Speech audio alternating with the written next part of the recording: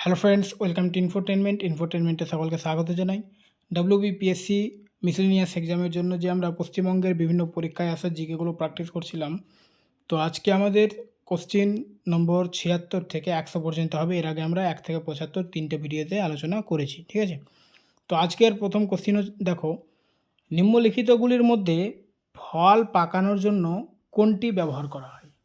এটা WBPSC miscellaneous 2019 এসছে। তো ফল পাকানোর জন্য ইথিলিন ব্যবহার করা হয়। টোকিও অলিম্পিকে পদকজয়ী লভলিনা বরগোহাঁই কোন রাজ্যের বাসিন্দা? তো লভলিনা বরগোহাঁই ইনি আসামের বাসিন্দা। নিম্নের কোন নৃত্যশিল্পী সংশোধনাগারগুলির বাসিন্দাদের জন্য যুগান্তকারী উদ্যোগ নিয়েছেন? তো সংশোধনাগারগুলির বাসিন্দাদের জন্য যুগান্তকারী উদ্যোগ নিয়েছেন ওয়ালকানন্দা রায়। Option A. কোন বছরে পশ্চিমবঙ্গে কন্যাশ্রী প্রকল্প চালু হয়েছিল? তো পশ্চিমবঙ্গে কন্যাশ্রী প্রকল্প চালু হয়েছিল 2013 সালে। বিজয়নগর রাজ্যের রাজধানীর নাম কি ছিল? তো বিজয়নগর রাজ্যের রাজধানীর নাম ছিল হাম্পি। কাঞ্চিপুরম ছিল পল্লবদের রাজধানী। পল্লবদের রাজধানী হচ্ছে কাঞ্চিপুরম এবং বিজয়নগর রাজ্যের রাজধানী হচ্ছে হাম্পি। হাম্পি বর্তমান কর্ণাটকে অবস্থিত। জাতীয় প্ল্যানিং কমিশন কোন সালে স্থাপিত হয়? তো জাতীয় প্ল্যানিং কমিশন 1950 সালে স্থাপিত হয়। 1950 সালের 15ই মার্চ, ঠিক আছে। ভারতে দাক্ষিণাত্য মালভূমির উচ্চতম অংশ কোনটি? তো দাক্ষিণাত্য মালভূমির উচ্চতম অংশ হচ্ছে আনাইমুদি। Option A Anamudi. ব্যারোমিটারের পাঠ হঠাৎ কমে গেলে আবহাওয়ার কি পরিবর্তন হবে? তো প্রথমত আমরা জানি যে ব্যারোমিটারটা হচ্ছে বায়ুর চাপ মাপার যন্ত্র। আচ্ছা, ব্যারোমিটারের পাঠ যদি হঠাৎ কমে যায় তাহলে আবহাওয়ার কি পরিবর্তন হবে? তাহলে কী হবে? খুব ঝড় হবে, অর্থাৎ বায়ুর চাপ মানে নিম্নচাপ তৈরি হবে। কমে গেলে মানে নিম্নচাপ, ঠিক আছে। তাহলে অ্যান্সার হচ্ছে খুব ঝড় হবে। Option D. কোন ভারতীয় ব্যাংক প্রথম নিউ ইয়র্ক স্টক এক্সচেঞ্জের তালিকাভুক্ত? তো নিউ ইয়র্ক স্টক এক্সচেঞ্জের তালিকাভুক্ত ব্যাংক হচ্ছে ICICI ব্যাংক। ICICI ব্যাংক, ঠিক আছে। নিচের কোনটি যমজ শহর নয়? যমজ শহর বা টুইন সিটি নয়। তো হায়দ্রাবাদ সেকেন্দ্রাবাদ এটা যমজ শহর, কলকাতা হাওড়া যমজ শহর, দুর্গাপুর আসানসোল যমজ শহর, ঠিক আছে। কিন্তু দিল্লি আর নিউ দিল্লি এটা কিন্তু যমজ শহর নয়। তো অপশন বি হচ্ছে অ্যান্সার। বিরল রোগ দিবসের মূল লক্ষ্য কী? অর্থাৎ কোনো রোগ দিবস হয়, এর মূল লক্ষ্য কী? তো মূল লক্ষ্য হচ্ছে সাধারণ মানুষের মধ্যে সচেতনতা বৃদ্ধি এবং রোগীদের জীবনের উপর তার ফলাফল। তো অপশন সি হচ্ছে অ্যান্সার। ভারতে শিল্পের জন্য নির্মিত প্রথম রোবটের নাম কি? ইন্ডাস্ট্রিয়াল রোবট যেটা, তো প্রথম রোবট ছিল, ইন্ডাস্ট্রিয়াল রোবট ছিল ব্রাভো। Option D.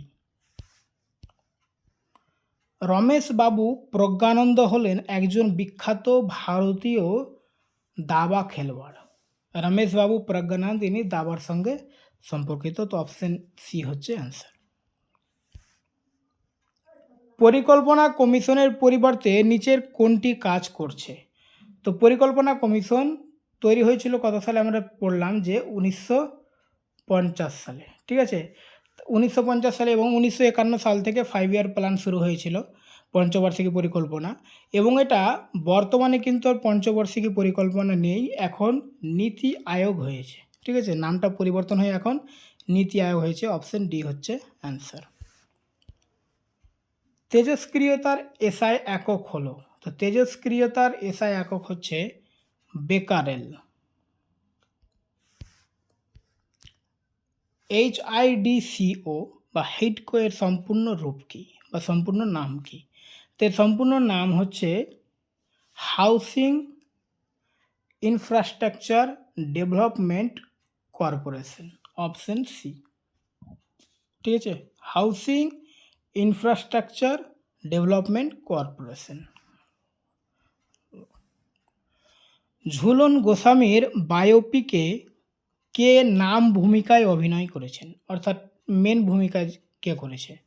ঝুলন গোস্বামীর যে বায়োপিক তার মেন ভূমিকায় কাজ করেছে কে? অনুষ্কা শর্মা, অর্থাৎ হিরোইন হিসেবে যে কাজ করেছে অনুষ্কা শর্মা। ঠিক আছে, ঝুলন গোস্বামীর বায়োপিক যার নাম হচ্ছে চাকদা এক্সপ্রেস, বায়োপিকের নামটা অবশ্যই মনে রাখবে, চাকদা এক্সপ্রেস, তাতে নাম ভূমিকায় অভিনয় করেছেন বলিউড অভিনেত্রী অনুষ্কা শর্মা। মার্কিন যুক্তরাষ্ট্রের উপরাষ্ট্রপতির নাম কি? আচ্ছা, এটা যেহেতু 2021-এর কোশ্চিন, বর্তমানে কিন্তু চেঞ্জ হয়েছে। তো মার্কিন যুক্তরাষ্ট্রের উপরাষ্ট্রপতির নাম বর্তমানে হচ্ছে জেডি ভ্যান্স। ঠিক আছে, 20 জানুয়ারি 2025 থেকে নিয়ে আছেন, বর্তমানে জেডি ভ্যান্স, এটা মনে রাখবে। ঠিক আছে, বলিউডের বিখ্যাত চলচ্চিত্র হায়দার কোন ইংরেজি নাটক থেকে অনুপ্রাণিত? তো হায়দার যে সিনেমাটা রয়েছে এটা হ্যামলেট থেকে অনুপ্রাণিত। পশ্চিমবঙ্গের দীর্ঘতম সেতু কোনটি? তো পশ্চিমবঙ্গের দীর্ঘতম সেতু হচ্ছে জয়ী সেতু।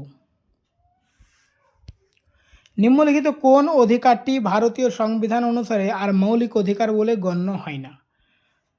তো 1978 সালে 44তম সংশোধনীর দ্বারা, 44তম যে সংবিধান সংশোধন হয়েছিল, সেখানে সম্পত্তির অধিকারটাকে মৌলিক অধিকার থেকে বাদ দেওয়া হয়েছে এবং এটা এখন আইনি অধিকার বা লিগাল রাইটস হিসেবে আছে। ঠিক আছে, তো এখানে অ্যান্সার হচ্ছে আমাদের অপশন ডি।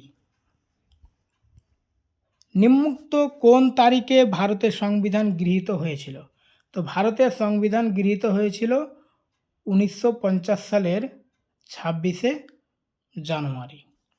ঠিক আছে, এবং সংবিধান, আচ্ছা সরি এটা আমি ভুল করলাম, গৃহীত হয়েছিল 1949 সালের 26শে নভেম্বর এবং কার্যকর হয়েছিল 1950 সালের 26শে জানুয়ারি। ঠিক আছে, গৃহীত হয়েছিল এটা বলা হয়েছে, তো গৃহীত হয়েছিল 1949 সালের 26শে নভেম্বর এবং এই 26শে নভেম্বরকে সংবিধান দিবস বলা হয়, সংবিধান দিবস 26শে নভেম্বর। ঠিক আছে, আর যদি কার্যকরের কথা বলা হয় তাহলে 26শে জানুয়ারি 1950।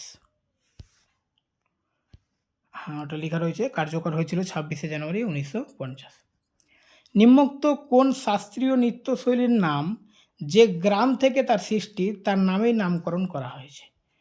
তো অন্ধ্রপ্রদেশের শাস্ত্রীয় নৃত্য হচ্ছে কুচিপুড়ি, এটা যে গ্রাম থেকে তৈরি হয়েছে বা সৃষ্টি হয়েছে সেই গ্রামের নাম অনুসারে রাখা হয়েছে। ঠিক আছে, আর বাকি দেখো অপশন মোহিনীআট্টাম, এটা হচ্ছে কোথাকার? কেরালা।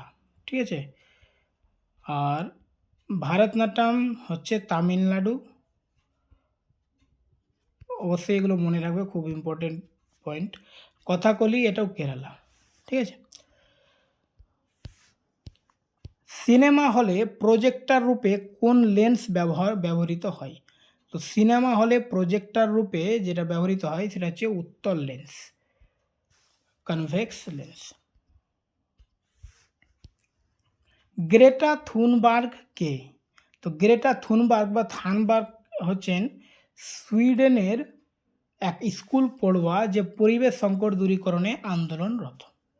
তো অপশন বি হচ্ছে অ্যান্সার। তো আজকে এই পর্যন্ত, এরপরে আমরা পরের কোশ্চেনগুলো নিয়ে আসবো। ওকে।